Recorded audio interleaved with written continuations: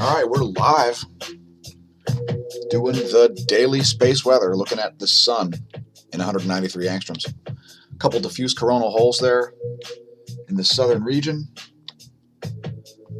No sunspots.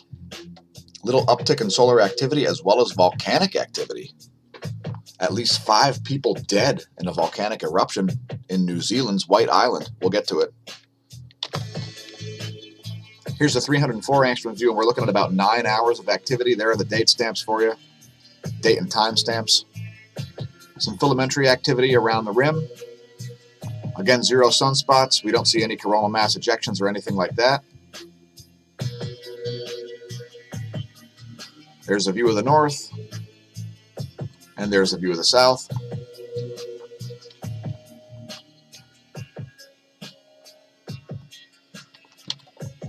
.7 centimeter radial flux has upticked to 72 solar flux units. So still near solar minimum conditions.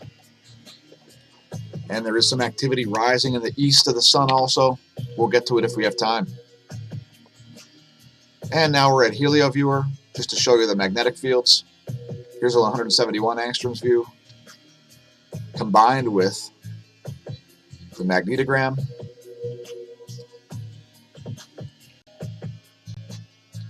And there you can see whatever fields are there. There is one field there near the equator. And that's something to keep an eye on throughout the day. And when I say eye on, the pun is intentional. That field right there, that could turn into a sunspot. And if it does, likely a cycle 24 sunspot. We did see a magnetic anomaly happen here just after midnight. Right around 140 UT. And it is represented here in the electron flux. You can see that sudden dip. And that's not associated with solar wind. Could be a cosmic ray flux event. We'll look at cosmic rays in a moment. At about 5 stations. And the relativistic electrons have upticked a tiny bit. And here the GOES magnetometer showing that magnetic anomaly there. And we do see some missing data on the real-time solar wind. First, let's look at the Gong 2. And the Gong 2 is showing us still solidly in the South Pole-oriented portion of the current sheet, although the North Pole section is growing there. And we do see some activity. You can see this suspended plasma out here, which is kind of blocking magnetic field force lines. And that's typically what we see. This data, 1 hour, 57 minutes old. Just keep in mind, folks, we don't appreciate telling you this, but everybody should be aware that magnetic environments can change with, as of yet, absolutely 0 warning. And here's a real-time solar wind, and you see this missing data right here, right when that magnetic anomaly occurred. No phi angle, no BTBZ, and no uptick in the solar wind density, really. Looks like a small uptick in the solar wind velocity at that moment, but nothing to explain why the KP index went all the way up to 3. Current conditions are solar wind density 3.38 protons per cubic centimeter. 345 kilometers per second is the velocity. And there's the ACE data. And no real missing data there. A tiny shift in the phi angle happened at that time, but that's about it. Actually, there is a little missing data there. Probably a cosmic ray flux event.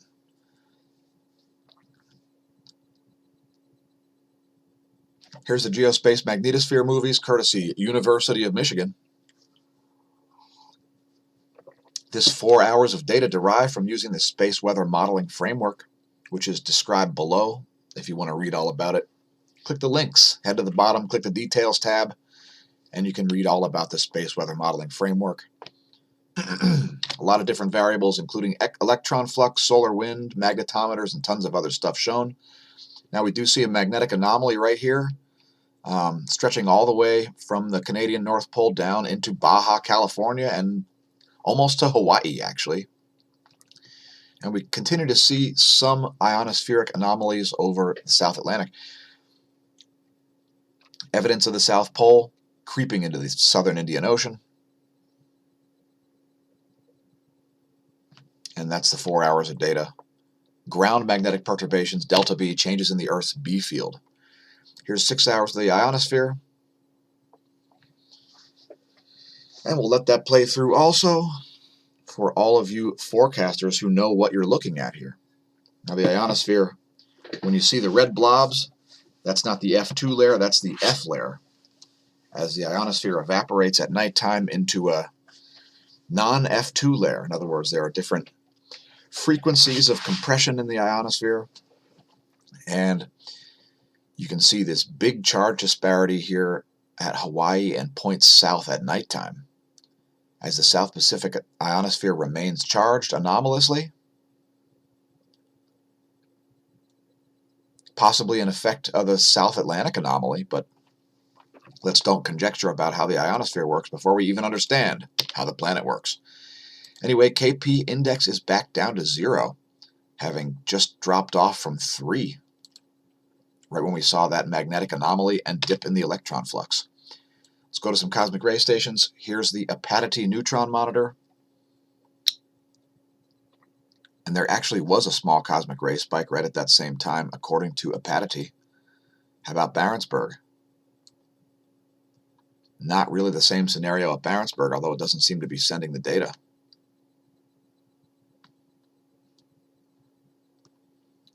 There's the last 24 hours. Barentsburg's data ends right there.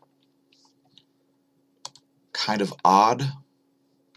If you want to monitor cosmic rays yourself, we left links to the site we were just on. Here's the Athens neutron monitor. And we do see a spike there also. We're going to cover transients toward the end of the video to look at some known sources of things like X-rays. Anyway, there's the Athens neutron monitor showing a similar spike just after midnight. Mexico City's next.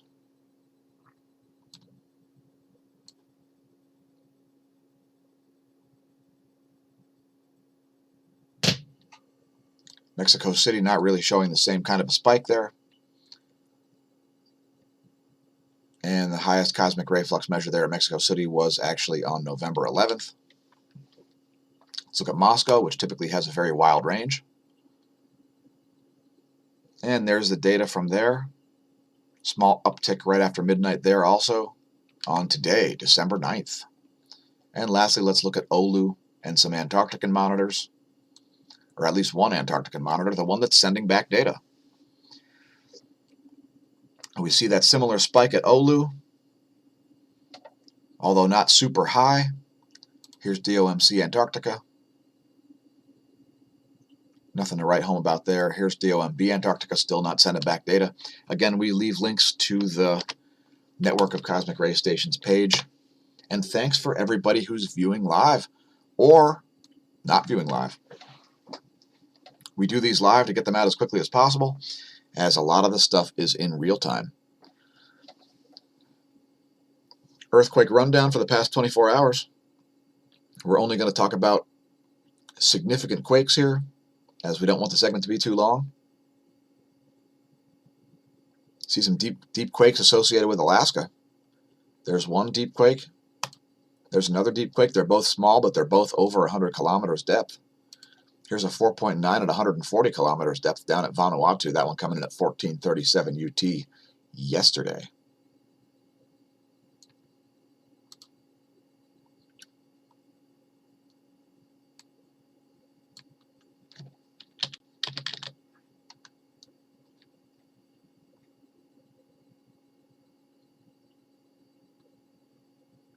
And just bear with me as I scroll up the list. Here's a deep quake at Japan, 4.4 magnitude at 113 kilometers. So no earthquakes over a 6 magnitude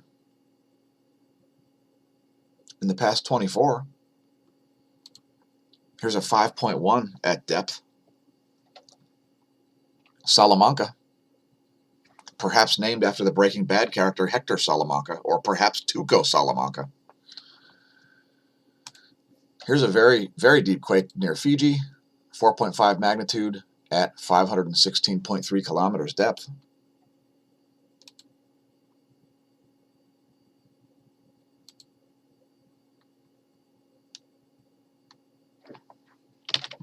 And let's move on to the windy.com pressure maps. Let's zoom this thing out. Let's close out that stupid search bar, which just appears by itself. By the way, windy.com has a great mobile app. And let's let the pressure systems advance for about 24 hours. This video was made about 4:24. At least this segment was.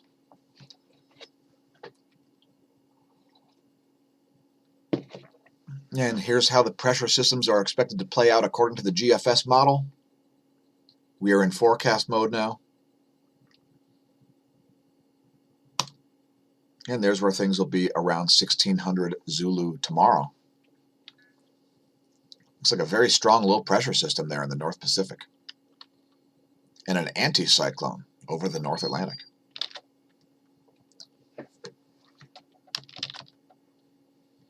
Now let's talk about our whiteboard before we move on to volcanoes. As yesterday featured an interesting discussion with Bob Burke. One question that was not asked on my behalf was, is there a mantle? What is it made of? How is the Earth's magnetic field generated? By being a magnet moving through a field, or by some made-up liquid iron dynamo action going on inside, where the Curie temperature is completely ignored, the fact that iron is not magnetic when it's liquefied. But most importantly, where does the Earth's electron availability come from? Where are all those electrons coming from, folks? And is it related to all that hydrogen in the Earth's deepest boreholes? Now, that's not something that's understood. Why is it that when we dig very deep boreholes, we find hydrogen down there? The lightest element. Everybody's expecting to find the heaviest elements down there, but we found the lightest elements bleeding out of the boreholes. And we're not going to get into conjecture over why this is today. Please leave a comment if you have ideas. We left links to the whiteboard. Again, at least 5 dead in a sudden volcanic eruption here at White Island, New Zealand. There were apparently pyroclastic flows. And check it out, they even slipped some global warming goodness into this article. Did you know that humans emit 100 times more carbon dioxide than all volcanoes on Earth? Well, that's good of us because that causes plants to grow better and has nothing to do with the Earth's climate. So, in any case, yeah, yesterday featured an eruption on this island, and a bunch of people had to be evacuated by boat, and at least 5 were killed. It's a bit of a dangerous volcano, and it's killed people before. Folks who were mining sulfur back in 1914. And we won't get into it anymore. If you're wondering where it's located, we plotted it on the map for you here. It's in the Bay of Plenty. And it's got plenty of volcanic ash in it now, probably, as it produced a 12,000-foot plume of ash yesterday. And there's where the eruption occurred. Oh, Google Maps has a thingy on it now. I don't know what that's going to do. Let's click it. Oh, my goodness. Holy crow. I don't know what its problem is. I guess it's telling us to not hang around that area. Please do not pole vault the white volcano. A volcano that's mostly submerged, by the way. Let's go down the list of everything that's erupting right now. Mount Abiko still on the list. Flight level 7,000 there. Mount Aso, flight level 5,000. Sakurajima. Flight level 7,000 there. Sanjiang-api, flight level 8,000 there as it explodes. Tokono exploding also, 6,000-foot plume there. White Island did indeed produce a 12,000-foot ash plume. I think the biggest news of all is this one. Mauna Loa. Approximately 70 small magnitude quakes, and we reported at least 1 or 2 of them last week, including one that was exactly underneath the caldera of the volcano at about, I believe it was about 2,000 meters. 1,200 meters? I think it was 1,200 meters above sea level. So they're saying most of them occurred at shallow depths. Some of them occurred above sea level, an indication the magma chambers are filling or emptying. We don't really know which. But in any case, we're seeing continued summit inflation consistent with magma supply to the volcano's shallow storage system. Also, gas concentrations at the sulfur cone. Okay, gas concentrations are remaining stable, so that's a good sign. Although summit inflation, not a good sign. Popocatépetl exploding, 19,000 foot plume there. Fuego exploding, flight level 15,000 there. Revenador exploding, 15,000 foot plume there. Sabancaya, uptick at Sabancaya, now producing a 31,000 foot ash plume. As it explodes, and Nevados de Chilean, steady blowing up at 16,000 foot flight level. Please do not attempt to do the Fosbury flop over Nevados de Chilean. And here's where things are in the solar system. Shout out Milky Way Galaxy team.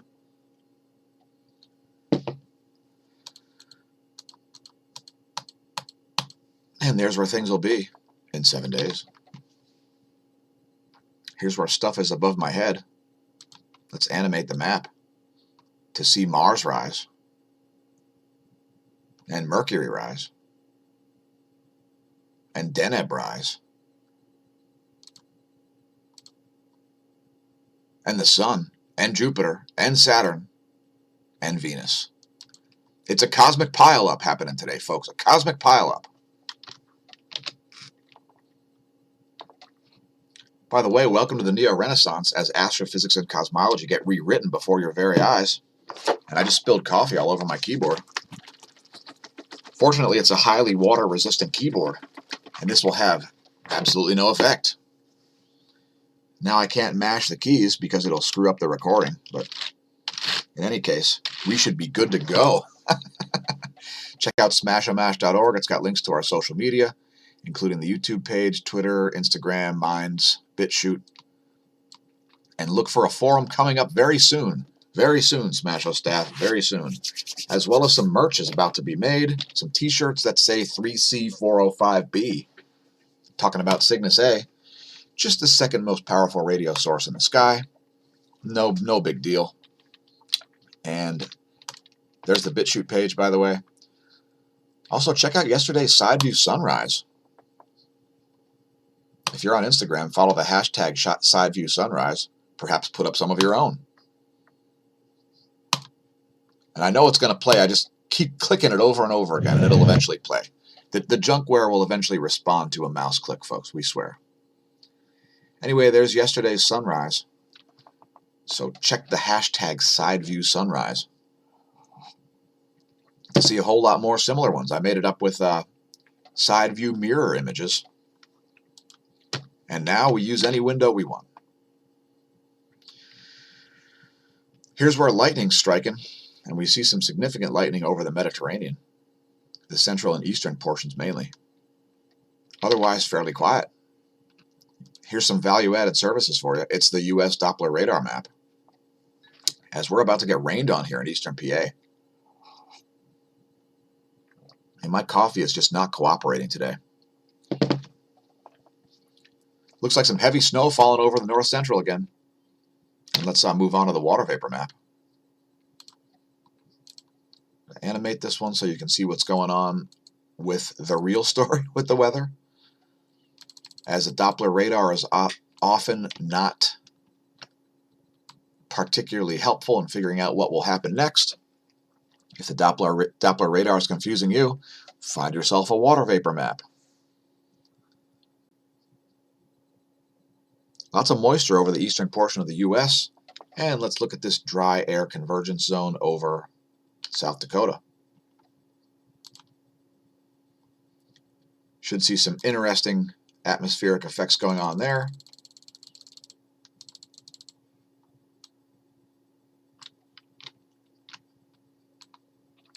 If you're flying a plane over that area, expect some turbulence to say the least, as there is a massive pressure gradient there.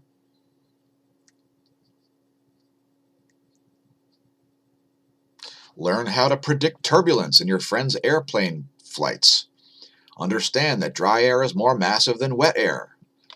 Understand atmospheric physics. Subscribe to the YouTube channel. Subscribe to the BitChute channel. Follow us on Twitch. Maybe you'll see the video live. Maybe the next tab will load. Who knows? It's possible. Come on, null school. We know you can do it. There we go. And here are the jet streams of the eastern world.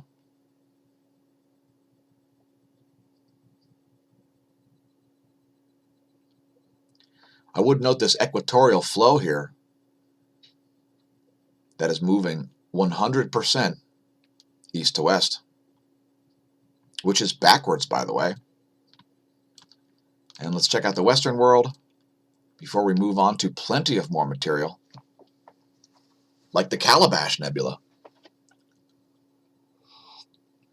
Some very odd anomalous kinks there in the North Atlantic jet stream. There must be massive altitude variability in the airflow there, as well as extreme meridional jet stream flow. Check it out. We got some east to west motion here. If you see the jet stream moving east to west, folks, that's not normal. Please support the channel via Patreon.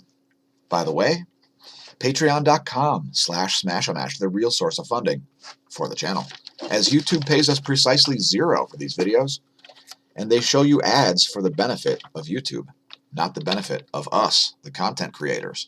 If you don't like Patreon, you can also donate on PayPal. And by the way, the gold level Patreon, where you'll receive all the benefits of the top tier donors, $9.99 a month. Can you open up your moldy wallet,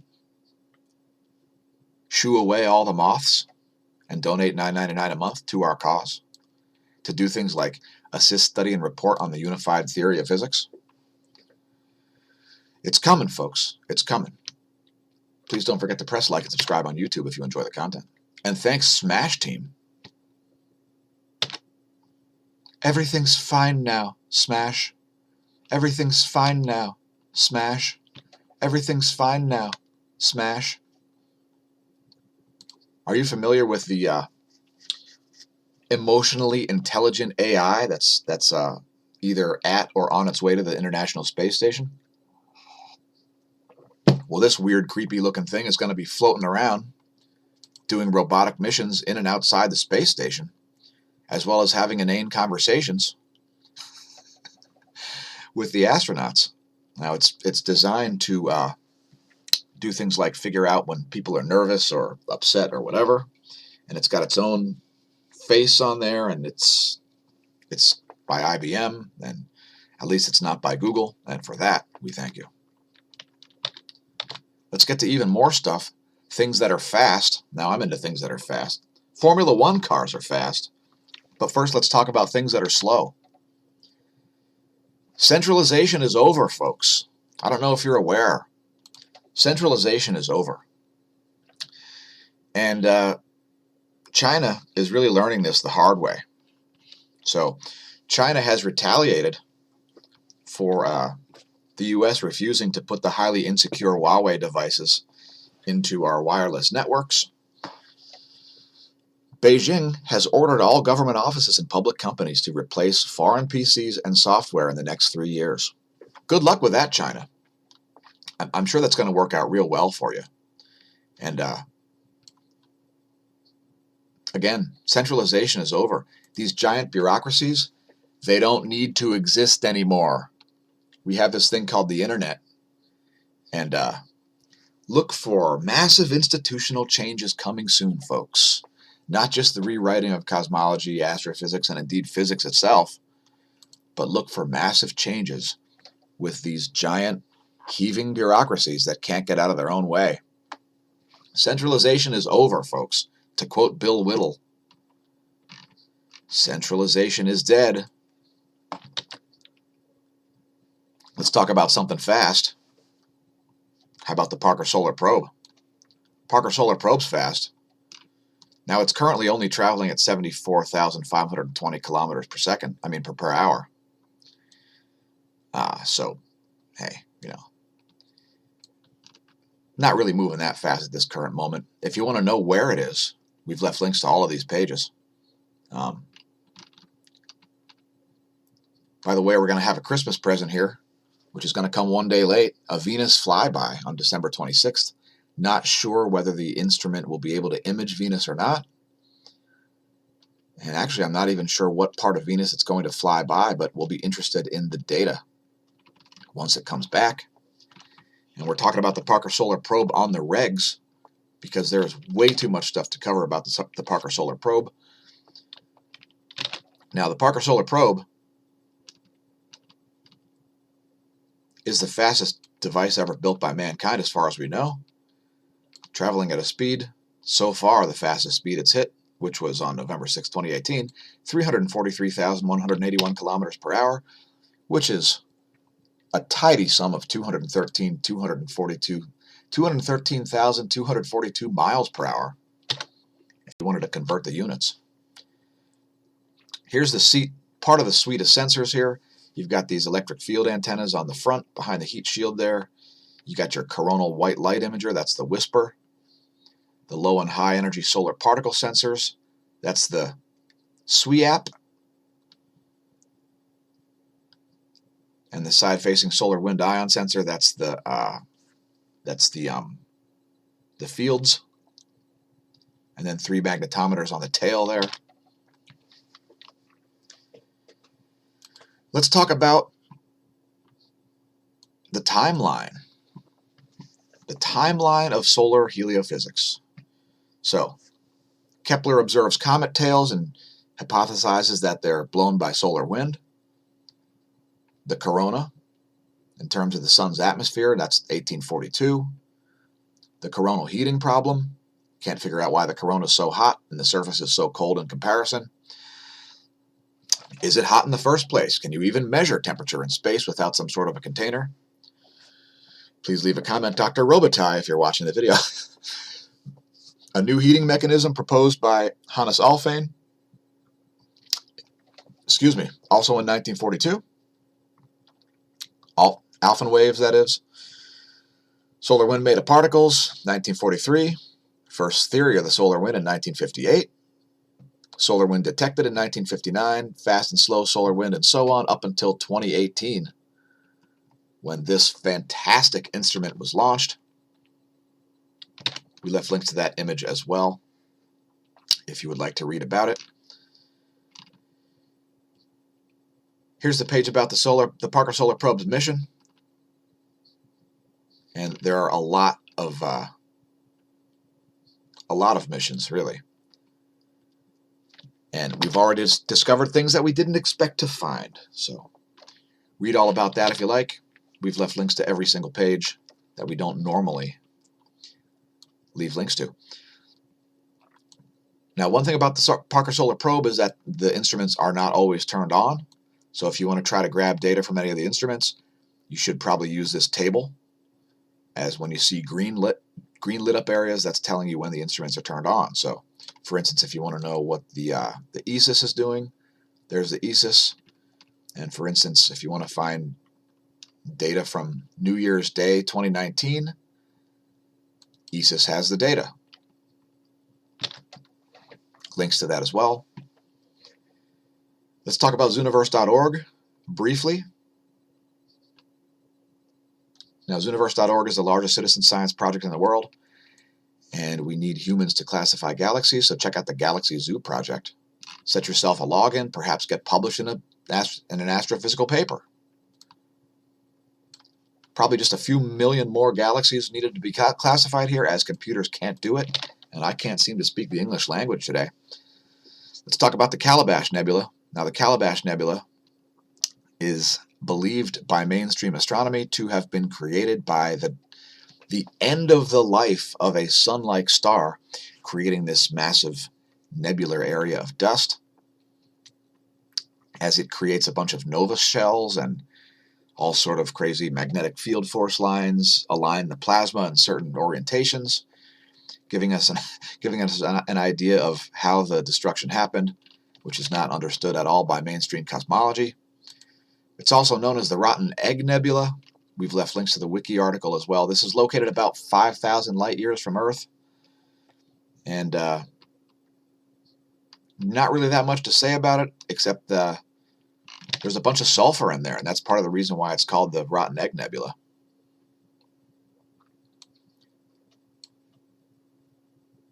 An element that, when combined with other elements, smells like a rotten egg. Luckily, we won't be smelling it as it's 5,000 light years away.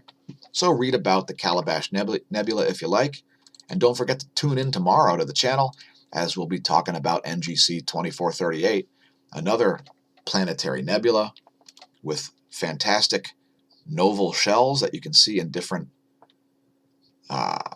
levels of diffusion here as they emanate from the non-dead star at its center. People think that these nebular explosions destroy the stars, except we don't see any evidence of that. So thanks again for tuning in, everybody. Please don't forget to press like and subscribe on YouTube, share on your social media.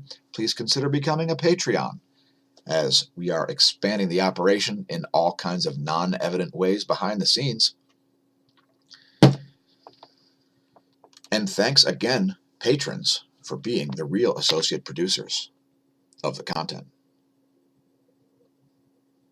Also, thanks to our latest foray into live streaming here on Twitch, twitch.com/smAsho. And again, welcome to the Neo-Renaissance, folks. It'll never be now again, and it's a great time to be studying science. Thanks, Smash team. Stay tuned for an additional bonus feature. We're going to talk about transients. First, let's talk about Sagittarius A star's transients. And we left links to the Swift Bat Alert Telescope. That's the Burst Alert Telescope, studying all the well-known transients. Here's Sagittarius A star, otherwise known as the core of the Milky Way galaxy. And there's nothing too exciting happening there. Although we did see a pretty powerful transient here, actually a very powerful transient, just about a week ago. Check it out. These are days of the calendar year here. So look at that. That's at 0.06. Actually, that's one of the highest transients on the entire history of this. Second only to this one in 2011. Actually, that's the end of 2010. Next, let's look at the Crab Nebula. This is the most powerful X-ray source in the sky. And there are the transients from the Crab Nebula. Again, if you want to look up these or your favorite object, we left links to the Neil Gorell Swift Observatory. So a very dense series of transients here around day 324.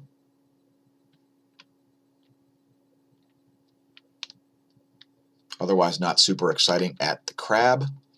Let's look at some objects in Cygnus. Let's look at A Cygni, otherwise known as Deneb, otherwise known as Cygnus X3.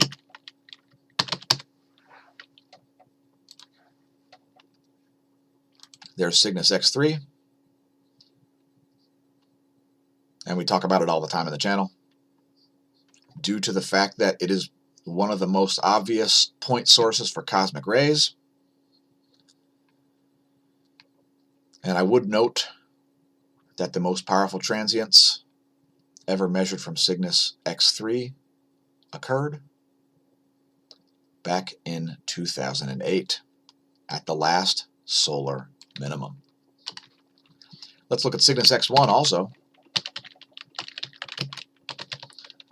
Now this is widely believed to be a, quote, black hole, end quote, famously bet on by Carl Sagan and Peter Hawking back in the 70s.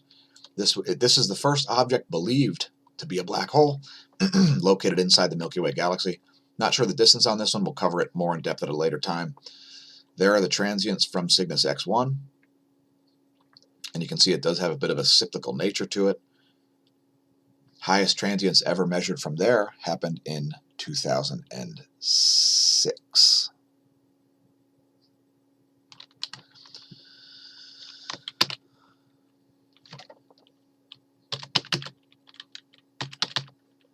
Let's look at 3C405, otherwise known as Cygnus A, the Seyfert 2 galaxy and the second strongest radio source in the entire sky. Here are the transients from Cygnus A. Again, this is a massive galaxy located about 530 million light years away. And this is going to be on the t-shirts, folks. It's going to say 3C405, and it's going to have smashomash.org as a subtitle. And we're not sure if we're going to roll this out as an annual merch admission thing on the paywall on smAshomash.com, or exactly how we'll do it.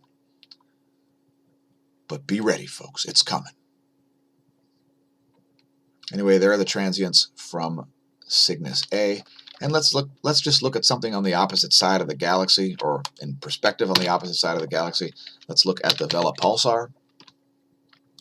And there are the transients from the Vela pulsar. Strongest transients ever measured there were also in 2008, around the last solar minimum. We did actually see a very strong pulse come out of the Vela pulsar just a few days ago as well. Check it out. There it is. And let's do one more bonus feature in the form of more of the local yellow dwarf. Let's break out the 94 angstroms view. One of my personal favorites, not to be confused with the GOES X-ray imager, as these colors are just to differentiate between which scope we're looking at, folks. So this one's green. We could make it into any color we want to, but it helps us to know what we're looking at. Anyway, there's a 94 angstroms view. Let's zoom in at the North Pole area. There's the North Pole region. And we're looking at 9 hours of data here.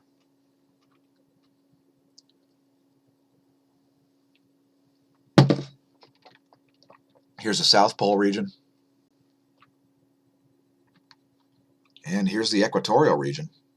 Again, there is a little bit of activity rising. We'll cover it tomorrow. We're going to look at stereo A. We might even cover it today.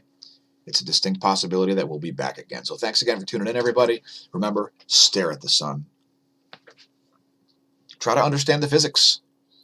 And since it'll never be now again, may that solar wind be at your back and that atherosclerosis absent from your veins.